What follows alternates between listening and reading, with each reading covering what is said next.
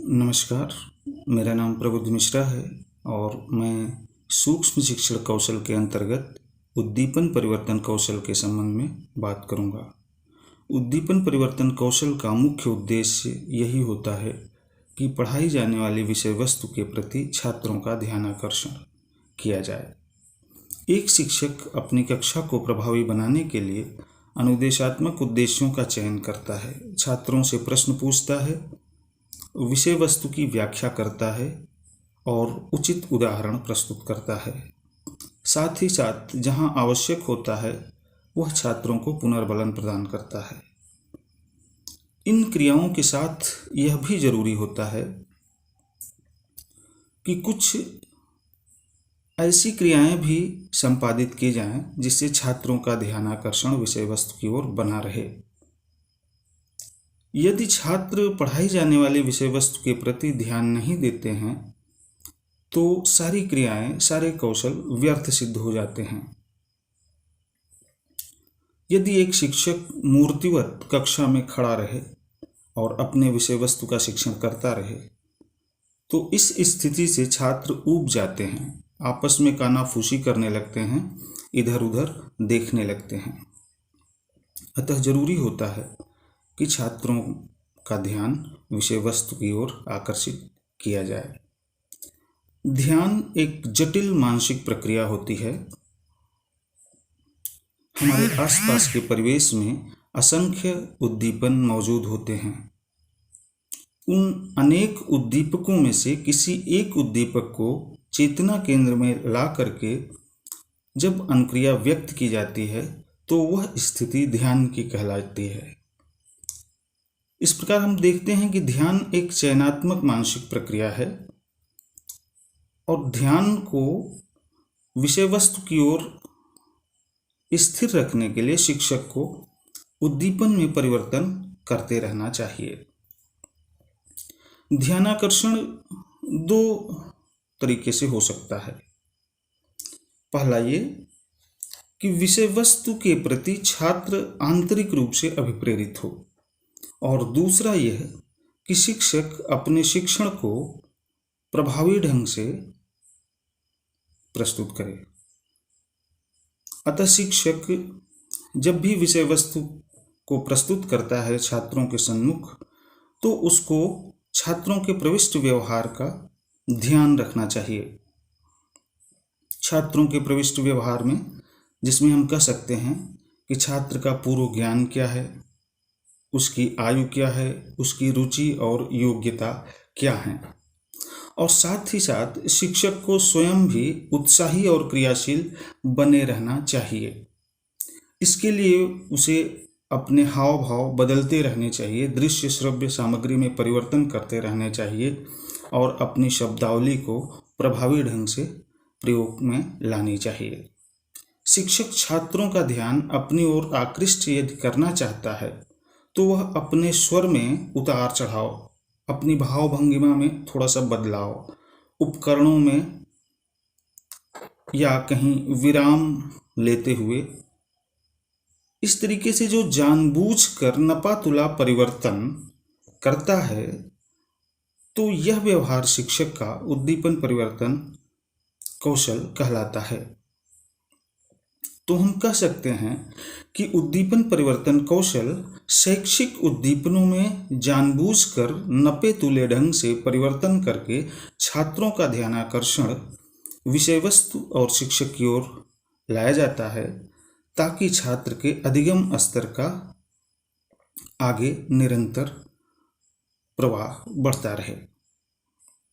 यदि हम उद्दीपन परिवर्तन कौशल के घटकों की बात करें तो इसमें 7 महत्वपूर्ण घटक माने गए हैं, जिसमें शिक्षक की गतिशीलता, शिक्षक की भाव मुद्रा, स्वर परिवर्तन, भाव केंद्रीकरण, शिक्षक छात्र अंतःक्रिया, विराम प्रयोग, श्रव्य दृश्य परिवर्तन।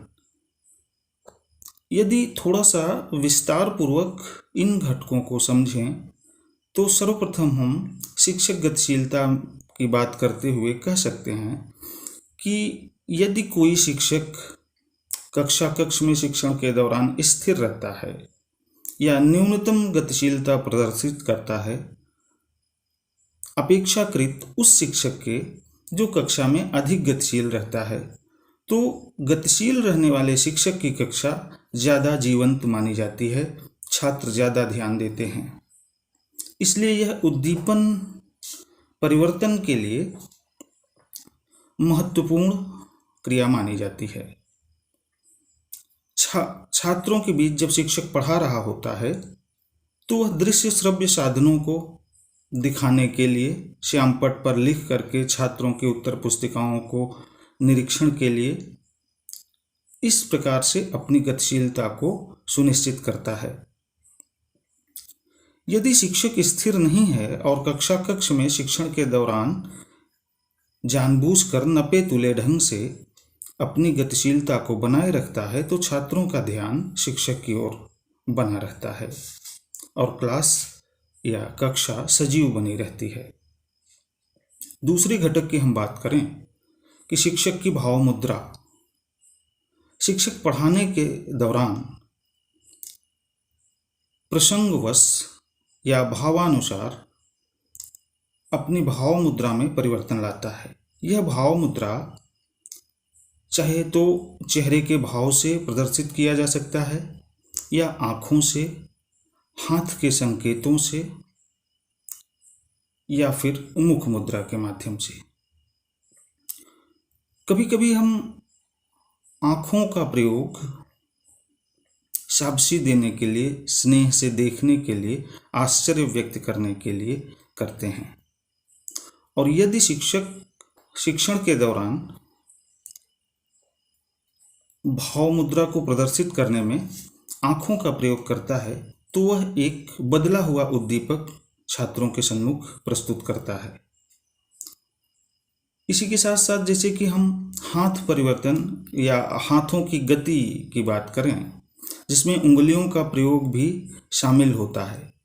शिक्षक हाथ के इशारे से किसी कार्य को जारी रखने के लिए कह सकता है, रोकने के लिए कह सकता है। उंगलियों का प्रयोग कुछ बताने के लिए, समझाने के लिए कर सकता है। जैसे टोकरी में 5 सेब रखे हैं, अगर उससे 2 सेब निकल जाएं तो फिर कितने सेब बचेंगे। या हाथों से वो किसी आकृति को समझाते हुए बता सकता है कि पृथ्वी का आकार बिल्कुल गोल नहीं है बल्कि किनारों पे थोड़ी सी चपटी है। तो इस तरीके से हाथों और उंगलियों के प्रयोग से भी छात्रों का ध्यान शिक्षक अपनी ओर आकृष्ट कर सकता है। और अंततः इसका लाभ यह होता है कि छात्रों की रुचि शिक्षक और विषय वस्तु में बनी रहती है। ऐसा इसलिए हो पाता है कि शिक्षक जानबूझ करके उद्दीपनों में परिवर्तन करता रहता है, कुछ इस प्रकार के उद्दीपक प्रस्तुत करता है जिससे छात्रों का ध्यान उसकी ओर जाता है। सिर हिलाकर भी सहमति असहमति व्यक्त कर सकता है शिक्षक। कभी कभी सिर को एक तरफ या सामने की तरफ झुका करके भी वह उद्दीपन परिवर्तन का कार्य करता है। कोई संवेग है, कोई भाव है तो उसको अपने चेहरे के माध्यम से भी व्यक्त करता है। और ये सारी क्रियाएं शिक्षक की भाव मुद्रा के अंतर्गत आती हैं और एक प्रभावी उद्दीपक परिवर्तन का कार्य करती हैं। यदि हम तीसरे घटक की बात करें, स्वर परिवर्तन की, तो एक जैसे स्वर में शिक्षण करने के दौरान शिक्षक के बातों को जरूरी नहीं है कि सारे छात्र ध्यानपूर्वक सुने। यदि शिक्षक अपने वाणी में भावानुसार प्रसंगवश उतार चढ़ाव लाए, जैसे इसका एक सरल उदाहरण हम हिंदी शिक्षण के दौरान देखते हैं। कोई शिक्षक कविता पढ़ा रहा है और कविता में जैसे जैसे भाव आए वैसे वैसे उसने अपने स्वर को परिवर्तित किया। तो इस प्रकार से पढ़ाने से, आवाज़ में उतार चढ़ाव से छात्रों का ध्यान शिक्षक की ओर बना रहता है और क्या पढ़ाया जा रहा है उस पर वो ध्यान देते हैं, उनका ध्यान भटकने नहीं पाता है। तो स्वर परिवर्तन भी कक्षा में एक महत्वपूर्ण उद्दीपक परिवर्तन के रूप में सामने आता है। अगर हम चौथे घटक की बात करें, भाव केंद्रीकरण की, तो जब भी कोई शिक्षक शिक्षण के दौरान किसी महत्वपूर्ण बिंदु, किसी महत्वपूर्ण घटना या विषय के बारे में चाहता है कि छात्रों का ध्यान यहाँ पे आए, छात्र इसको गंभीरता से समझें, सीखें, तो वहाँ पर भाव केंद्रीकरण कौशल का प्रयोग करता है। भाव केंद्रीकरण दो तरीके से होता है, शाब्दिक भाव केंद्रीकरण और अशाब्दिक भाव केंद्रीकरण। शाब्दिक भाव केंद्रीकरण में जब शिक्षक शब्दों के माध्यम से छात्रों का ध्यान आकृष्ट करता है, जैसे श्यामपट्ट पे किसी हड्डी का चित्र बना के पूछता है कि ये इस हड्डी का नाम क्या है, या ध्यान दो, इधर देखो, सुनो। जब इस तरीके से शिक्षक बोलता है तो पूरी की पूरी कक्षा उसकी तरफ देखने लगती है। तो यह एक उद्दीपक परिवर्तन ही है जिसके माध्यम से छात्रों का ध्यान किसी बिंदु विशेष पर, किसी तथ्य विशेष पर केंद्रित किया जाता है। शाब्दिक भाव केंद्रीकरण के अलावा अशाब्दिक भाव केंद्रीकरण भी शिक्षकों द्वारा किया जाता है। इस प्रकार के भाव केंद्रीकरण में शिक्षक कुछ बोलता नहीं है, बल्कि इशारों के माध्यम से या भाव मुद्रा के माध्यम से छात्रों का ध्यान किसी बिंदु विशेष पर, किसी विचार विशेष पर या किसी चित्र, मानचित्र इत्यादि पे भाव केंद्रित करता है। लेकिन यदि हम देखें तो जो इसका प्रभावी स्वरूप होता है वह तब बनता है जब शाब्दिक और अशाब्दिक दोनों तरीके के भाव केंद्रण के तरीकों को अपनाया जाता है, कि शिक्षक शब्दों के माध्यम से भी और इशारों के माध्यम से भी भाव केंद्रीकरण करता है एक साथ। यदि हम अगले घटक की बात करें तो शिक्षक छात्र परस्पर क्रिया की बात आती है। जब कोई शिक्षक कक्षा में शिक्षण कर रहा होता है, मौखिक रूप से पढ़ा रहा होता है और छात्र उसको सुन रहे होते हैं, तो वहाँ पर उस स्थिति में हम छात्र शिक्षक अंतःक्रिया को पाते हैं। अब इस छात्र शिक्षक अंतःक्रिया में हम देखते हैं कि 3 रूप होते हैं, या कह सकते हैं कि शिक्षक छात्र परस्पर जो क्रिया होती है उसके 3 रूप होते हैं। पहला, शिक्षक कक्षा परस्पर क्रिया।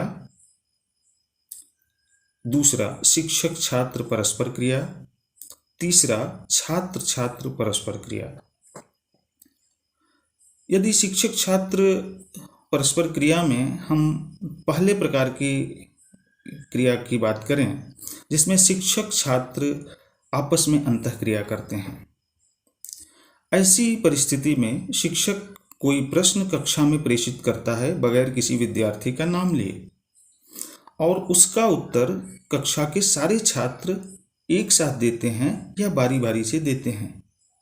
जैसे कोई शिक्षक ये पूछे कि हमारा देश कब आज़ाद हुआ था, तो बारी बारी से या एक साथ पूरे कक्षा का ये जवाब आएगा कि हमारा देश 15 अगस्त 1947 को स्वतंत्र हुआ था। तो इस प्रकार की जो अंतःक्रिया होती है शिक्षक और कक्षा के बीच में, उसको शिक्षक कक्षा परस्पर क्रिया कहते हैं, जिसमें शिक्षक किसी समस्या या किसी प्रश्न को कक्षा में प्रेषित करता है बगैर किसी विद्यार्थी विशेष को नाम लिए या बगैर किसी विद्यार्थी विशेष को इंगित करने के अलावा। वो किसी को इंडिकेट नहीं करता कि आप बताइए या आप बताइए, वो सीधे पूरे कक्षा में बात को प्रेषित करता है या प्रश्न को प्रेषित करता है, और उसका जवाब भी पूरी कक्षा एक साथ या बारी बारी से देती है। तो यहाँ पे 2 पक्ष हुए, एक तरफ कक्षा हुई, दूसरी तरफ शिक्षक हुआ, और इनके बीच में जो अंतःक्रिया बन रही है उसको शिक्षक कक्षा परस्पर क्रिया के नाम से जाना जाता है। यदि हम इनके दूसरे स्वरूप की बात करें यानी शिक्षक छात्र परस्पर क्रिया में जो दूसरी स्थिति बनती है, शिक्षक छात्र परस्पर क्रिया। तो शिक्षक छात्र परस्पर क्रिया में शिक्षक कक्षा में किसी एक छात्र से कोई प्रश्न पूछता है, छात्र उत्तर देता है और उत्तर मिलने पर पुनः शिक्षक उससे बात करता है। जैसे वो पूछता है कि देवेश बताओ भारत की राजधानी कहाँ स्थित है। बच्चे ने जवाब दिया नई दिल्ली। अब शिक्षक पुनः उसी छात्र से पूछता है कि नई दिल्ली के मुख्यमंत्री कौन हैं। तो उसका जवाब वही छात्र दे रहा होता है। तो यहाँ शिक्षक एक ही छात्र से प्रश्न पूछता है और उत्तर मिलने पर भी पुनः उसी से बात करता है उस संबंध में। तो इस प्रकार के परस्पर क्रिया को या अंतःक्रिया को शिक्षक छात्र अंतःक्रिया के नाम से जाना जाता है। यदि हम तीसरे स्वरूप की बात करें जिसमें छात्र छात्र परस्पर क्रिया होती है, या कह सकते हैं कि छात्रों के बीच में परस्पर अंतःक्रिया होती है, तो इसके 3 स्वरूप होते हैं। शिक्षण के दौरान छात्र छात्र पारस्परिक क्रिया में 3 स्थितियां बनती हैं। प्रथम स्थिति में शिक्षक प्रश्न कक्षा से पूछे और उचित उत्तर मिल जाए तो उस उचित उत्तर पे बगैर कोई टिप्पणी किए वह दूसरे छात्र से प्रश्न पूछे। दूसरी स्थिति ये बनती है कि सही उत्तर न मिलने पर शिक्षक दूसरे छात्र से पूछे, दूसरे छात्र से भी सही उत्तर न मिलने पे तीसरे छात्र से पूछे। तो यहां पर भी छात्र छात्र अंतःक्रिया का दूसरा स्वरूप सामने होता है। अगर हम तीसरे स्वरूप की बात करें जो शिक्षक छात्र छात्र परस्पर क्रिया में होती है, तो उसकी तीसरी स्थिति ये बनती है कि शिक्षक किसी समस्या को हल करने के लिए क्लासरूम में दे देता है, कोई बच्चा उसका उत्तर भी दे देता है, तो उसी उत्तर को लेकर के वह दूसरे छात्र से पूछता है। तो ये 3 स्थितियां बनती हैं छात्र छात्र परस्पर क्रिया में। अगला घटक आता है विराम प्रयोग। यदि देखा जाए तुलनात्मक रूप से तो जिन घटकों की बात अब तक हम लोगों ने किया है उद्दीपन परिवर्तन कौशल में, चाहे वो शिक्षक गतिशीलता रही हो, चाहे शिक्षक की भाव मुद्रा रही हो, स्वर परिवर्तन रहा हो, भाव केंद्रीकरण रहा हो, या शिक्षक छात्र परस्पर अंतःक्रिया रही हो, उन सबसे ज़्यादा प्रभावी विराम प्रयोग लगता है और वास्तव में होता भी है। शिक्षक किसी विषय वस्तु का प्रस्तुतिकरण दे रहा है कक्षा में, उसको लग रहा है कि थोड़ा सा बच्चों का ध्यान भंग हो रहा है, तो वहाँ पे वो कुछ पल के लिए, कुछ सेकंड्स के लिए चुप हो जाता है, बिल्कुल शांत हो जाता है।